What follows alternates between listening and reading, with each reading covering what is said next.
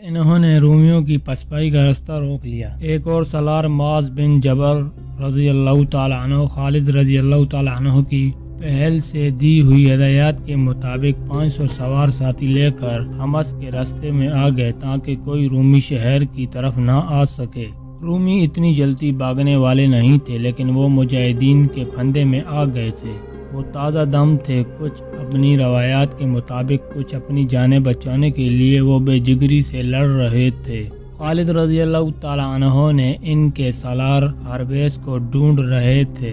معزز ناظرین، ہماری آپ سے ایک چھوٹی سی گزارش ہے، ہمارے چینل پر اب تک نئے ہیں تو ہمارے چینل کو سبسکرائب کر دیں، ساتھ بیل آئیکن کے بٹن پہ کلک لازمی کریں اور ویڈیو کو پورا واچ کریں۔ ان کی تلوار سے خون ٹپک رہا تھا، ان کے راستے میں جو آتا تھا کٹ جاتا تھا۔ آخر وہ انہیں نظر آ گیا۔ میں ہوں ابن ولید، خالد نے للکار کر کہا۔ فارسیوں کا قاتل ابن ولید، رومیوں کا قاتل ابن ولید۔ حربیس نامی گرامی جنگجو تھا، وہ خالد کے مقابلے کے لیے بڑھا لیکن گھوڑے سے اتر آیا۔ خالد بھی گھوڑے سے اترے اور اس کی طرف بڑھے، لیکن ایک رومی دونوں کے درمیان آ گئے۔ 3-4 مورخوں نے یہ واقعہ بیان کیا ہے کہ لیکن اس رومی کا نام نہیں لکھا، اتنا ہی لکھا ہے کہ اس کا جسم پہلوانوں جیسا تھا اور وہ شیر کی طرح گرج کر لڑا کرتا تھا۔ رومی زبان میں وہ شیر کی مانند دھاڑنے والے کے نام سے مشہور تھا۔ تاریخ میں یہ واقعہ اس طرح آیا ہے کہ ایک رومی اپنے سالار حربیس کو پیچھے ہٹا کر خالد رضی اللہ تعالیٰ عنہ کے مقابلے میں آیا۔ وہ 3 پیترے دونوں نے بدلے اور خالد رضی اللہ تعالیٰ عنہ نے تلوار کا وار کیا۔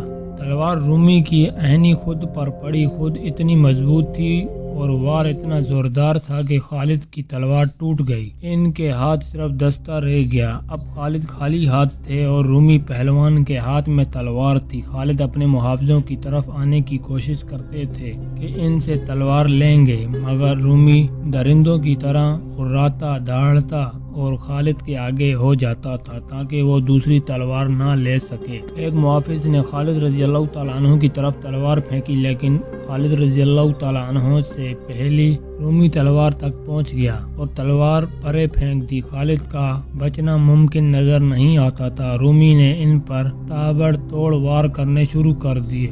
خالد ادھر ادھر ہو کر وار بچاتے رہے۔ رومی نے ایک اور وار دائیں سے بائیں کو کیا، جسے خالد رضی اللہ تعالیٰ عنہ کی گردن یا اس سے ذرا نیچے پڑنا چاہیے تھا، لیکن خالد بڑی پھرتی سے بیٹھ گئے۔ رومی کا یہ زوردار وار خالی گیا تو اپنے ہی زور سے وہ گھوم گیا۔ خالد اچھل کر اس پر جھپٹے، رومی پلک جھپکتے پھر گھوم گیا اور خالد کے بازوؤں کے شکنجے میں آ گیا۔ اب صورت یہ تھی کہ دونوں کے سینے ملے ہوئے تھے اور رومی خالد کے بازوؤں میں تھا۔ خالد نے بازوؤں کو دبانا اور شکنجہ سخت کرنا شروع کر دیا۔ رومی خالد کی گرفت سے نکلنے کے لیے زور لگا رہا تھا، لیکن خالد کی گرفت سخت ہوتی جا رہی تھی اور وہ اس قدر زور لگا رہے تھے کہ خون ان کے چہرے میں آ گیا اور چہرہ گہرا لال ہو گیا اور رومی پہلوان کی آنکھیں باہر کو آنے لگی، اس کی سانسیں رکنے لگی اور چہرے پر تکلیف کا ایسا تاثر تھا کہ اس کے دانت بجنے لگے۔ مورخ وقتدی نے لکھا ہے کہ رومی پہلوان کی پسلیاں ٹوٹنے لگیں، رومی اور زیادہ تڑپنے لگا۔ خالد اور زیادہ زور سے اپنے بازوؤں کو شکنجوں کو تنگ کرتے گئے۔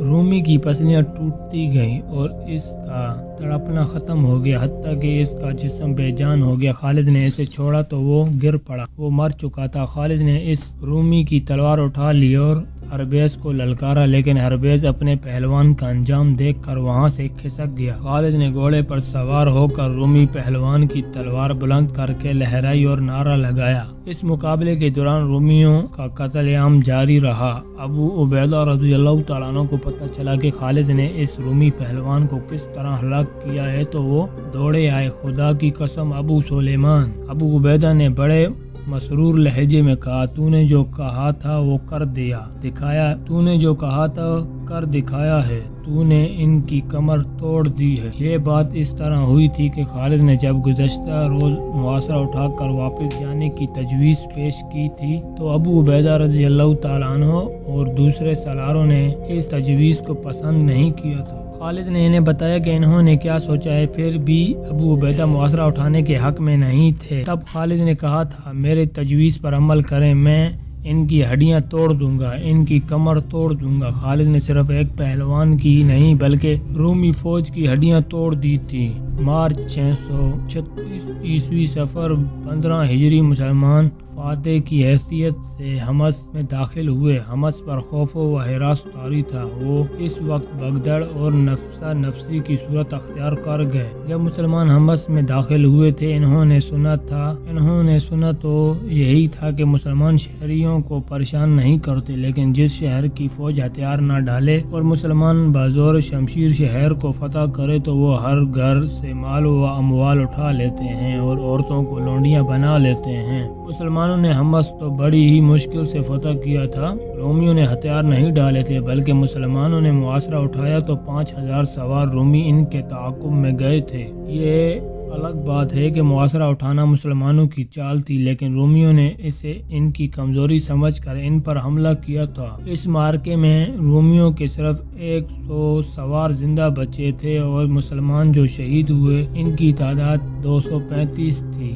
اتنی خونریز لڑائی لڑ کر مسلمانوں نے حمص کو فتح کیا تھا۔ حمص والوں نے جب یہ دیکھا کہ ان کے وہ 5000 سوار مسلمانوں کے تعاقب میں گئے تھے، ان میں سے بہت تھوڑے بھاگتے ہوئے واپس آ رہے ہیں، تو ان پر خوف و ہراس طاری ہو گیا تھا۔ اور جب انہوں نے دیکھا کہ مسلمانوں کا ایک سوار دستہ رومیوں اور حمص کے دروازوں کے درمیان آ گیا ہے اور رومی سوار نہ بھاگ سکتے ہیں نہ شہر میں داخل ہو سکتے ہیں، تو وہ اور زیادہ خوف زدہ ہو گئے۔ شہر میں اتنی فوج نہیں رہ گئی تھی جو ان کی مدد کو پہنچتی۔ یہ سوار مسلمان سواروں کی تلواروں اور برچھیوں سے کٹ گئے۔ ابو عبیدہ اور خالد جب حمص میں داخل ہوئے تو چند ایک شہری ان کے استقبال کے لیے کھڑے تھے۔ دونوں مسلمان سالاروں کو دیکھ کر وہ سجدے میں گر پڑے۔ دونوں سالاروں نے گھوڑے روک لیے۔ اٹھو، ابو عبیدہ نے کرجدار آواز میں کہا، کھڑے ہو جاؤ۔ وہ سب سجدے سے اٹھ کر کھڑے ہو گئے۔ ان سب کے چہروں پر خوف و ہراس اور رحم طلبی کا گہرا تاثر تھا۔ اب بولو، ابو عبیدہ نے پوچھا، اگر تمہاری فوج ہمارے کہنے پر پہلے ہی ہتھیار ڈال دیتی تو تمہیں ہمارے آگے سجدے کرنے کی ضرورت ہی نہ پڑتی۔ ہم رحم کے طلبگار ہیں۔ ایک نے التجا کی، وہ رومی فوج تھی جو آپ سے لڑی ہے۔ ہم رومی نہیں، ہم آپ کا ہر مطالبہ پورا کریں گے۔ ہم صرف یہ بتانے کے لیے آئے ہیں کہ سجدہ صرف اللہ کے آگے کیا جاتا ہے۔ ابو عبیدہ نے کہا، ہم کسی کو اپنا غلام بنانے نہیں آئے ہیں۔ ابو عبیدہ کے حکم سے حمص کے لوگوں سے صرف ایک دینار فی کا جزیہ لیا گیا اور مسلمانوں کی طرف سے اعلان ہوا کہ کوئی شخص شہر چھوڑ کر نہ جائے۔ شہر کے لوگوں کی جان و مال اور عزت و آبرو کی حفاظت کی ذمہ دار مسلمان ہوں گے۔ اس اعلان نے لوگوں کو حیرت میں ڈال دیا۔ بعض اسے مسلمانوں کی ایک چال سمجھے۔ وہ رات بھر اس خوف سے جاگتے رہے کہ مسلمان رات کو ان کے گھروں پر ٹوٹ پڑیں گے، لیکن رات گزر گئی اور کچھ بھی نہیں ہوا۔ رومی شہنشاہ ہرقل حمص سے تقریباً 80 میل دور انطاکیہ میں تھا۔ اسے جب خبر ملی کہ حمص بھی ہاتھ سے نکل گیا ہے تو اس کے ہونٹوں پر ہلکا سا تبسم آ گیا، جیسے وہ اسی خبر کا منتظر تھا۔ اس کے سالار، مشیر اور شاہی خاندان کے افراد یہ جانتے تھے کہ ہرقل کا یہ تبسم موت کی مسکراہٹ ہے اور اس تبسم میں قہر بھرا ہوا ہے۔ کیا تم یہ بتا سکتے ہو کہ عرب کے ان مسلمانوں نے حمص کس طرح لیا ہے؟ ہرقل نے خبر لانے والے سے پوچھا، تم سالار تو نہیں، کماندار ہو، جنگ کو سمجھتے ہوگے۔ تمہارا نام کیا ہے؟ سب سمجھتے ہو قیصر روم؟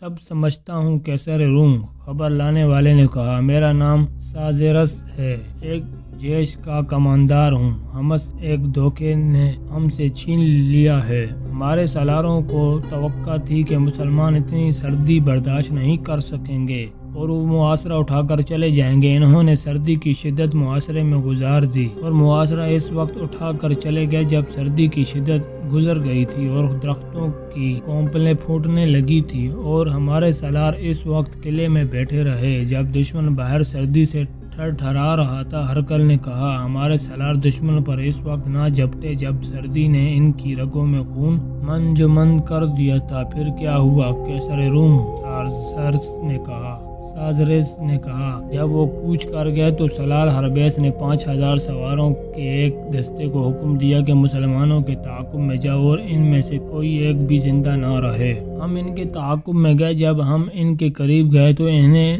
نے پلٹ کر ہمیں گھیرے میں لے لیا۔ سازرس نے ہرقل کو تفصیل سے بتایا کہ مسلمانوں نے انہیں کس طرح گھیرے میں لیا اور ان کے سواروں کو تباہ و برباد کر دیا۔ ہمارا سالار ہربیس کہاں ہے؟ ہرقل نے پوچھا۔ کیا وہ زندہ ہے؟ سازرس نے کہا۔ وہ اس وقت وہاں سے نکل گئے تھے جب مسلمانوں کے سالار خالد بن ولید نے ہمارے ایک پہلوان کو اپنے بازوؤں میں جکڑ لیا تھا اور پہلوان کی آنکھیں باہر آ گئی تھی۔ کیا ہمارے پہلوان کو خالد بن ولید نے مار ڈالا ہے؟ ہرقل نے پوچھا۔ سازرس کچھ دیر ہرقل کے منہ کی طرف دیکھتا رہا، پھر اس نے دائیں بائیں آہستہ آہستہ سر ہلایا۔ مسلمان سالار نے ہمارے پہلوان کو بازوؤں میں دبوچ کر اس کی پسلیاں توڑ ڈالی تھیں، سازرس نے کہا، اور وہ مر گیا۔ آفرین! ہرقل کے ہونٹوں سے سرگوشی پھسل گئی۔ یہ طاقت جسم کی نہیں، وہ اچانک جیسے بیدار ہو گیا۔ اس نے جاندار آواز میں کہا، میں انہیں کچل دوں گا، انہیں آگے آنے دو۔ اس کی آواز اور زیادہ بلند ہو گئی، انہیں اور آگے آنے دو، اور آگے جہاں سے وہ بھاگ نہیں سکیں گے۔ سالار اعلیٰ ابو عبیدہ اور خالد اور آگے چلے گئے تھے۔ انہوں نے حمص کے انتظامات کیے، کچھ نفریاں وہاں چھوڑ دی تھی۔ حمص سے وہ اپنے دستوں کے ساتھ حمص سے آگے ہما، پھر اس سے آگے شہراز تک جا پہنچے تھے۔ وہاں سے انطاکیہ کا فاصلہ 35-40 میل کے درمیان تھا۔ انطاکیہ اہم ترین مقام تھا کیونکہ اسے ہرقل نے اپنا ہیڈ کوارٹر بنایا تھا اور وہاں رومیوں کی فوج کا اجتماع اور فوج کی تقسیم ہوتی تھی۔ مسلمانوں نے شہراز سے کوچ کیا۔ تھوڑی ہی دور گئے ہوں گے کہ رومیوں کا ایک قافلہ سا آتا نظر آیا۔ اس کی حفاظت کے لیے رومی فوجیوں کا ایک چھوٹا سا دستہ تھا۔ اس سے ظاہر ہوتا تھا کہ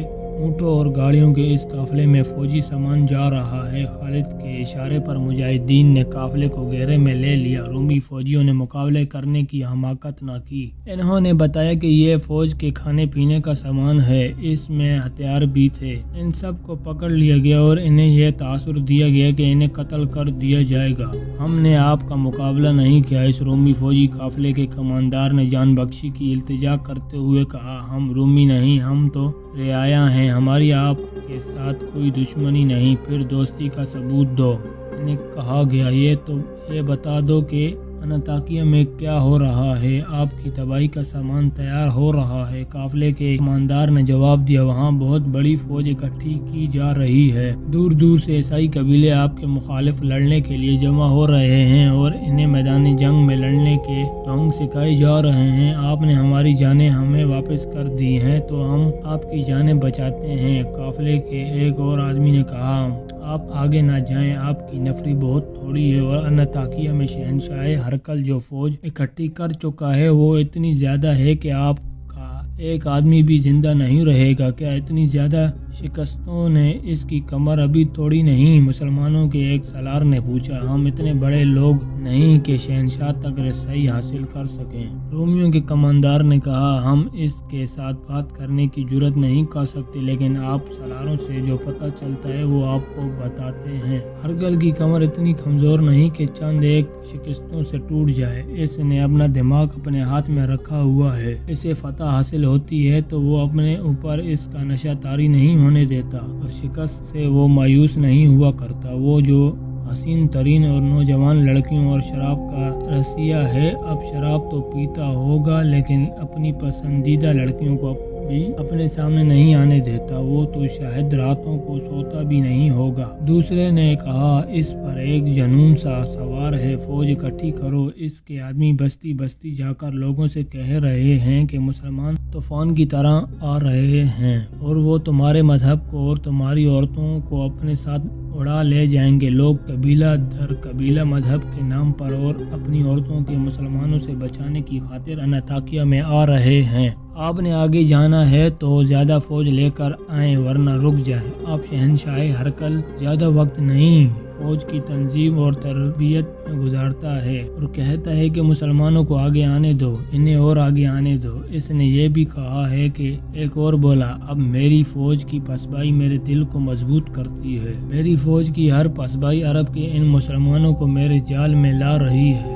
اس قافلے سے جو صورتحال ابو عبیدہ اور خالد کو معلوم ہوئی ہے وہ غلط نہیں تھی۔ پہلے ذکر ہو چکا ہے کہ ہرقل روایتی شہنشاہ نہیں تھا، وہ اپنے وقت کا فن حرب و ضرب کا ماہر جنگجو تھا اور وہ میدان جنگ کا شاطر جرنیل تھا۔ ابو عبیدہ اور خالد کو ان اطلاعات نے جو انہیں اس قافلے سے ملی وہیں رکنے پر مجبور کر دیا۔ خدا کی قسم، امین الامت خالد نے ابو عبیدہ سے کہا، ہم یہاں بیٹھے نہیں رہیں گے اور ہم ہرقل کو اتنی مہلت نہیں دیں گے کہ وہ اپنی تیاریاں مکمل کر لے۔ آج رات تک اپنے کسی آدمی کو آ جانا چاہیے۔ ابو عبیدہ نے کہا، ابو سلیمان، جب تک آگے کوئی مصدقہ صورتحال معلوم نہیں ہو جاتی ہم آگے نہیں جائیں گے۔ اپنے کسی آدمی سے مراد وہ جاسوس تھے جو انطاکیہ تک پہنچے ہوئے تھے۔ خالد نے اپنے سپہ سالاری کے دور میں جاسوسی کے نظام کو باقاعدہ اور منظم کر دیا تھا اور جاسوسوں کو دور دور تک پھیلا دیا تھا۔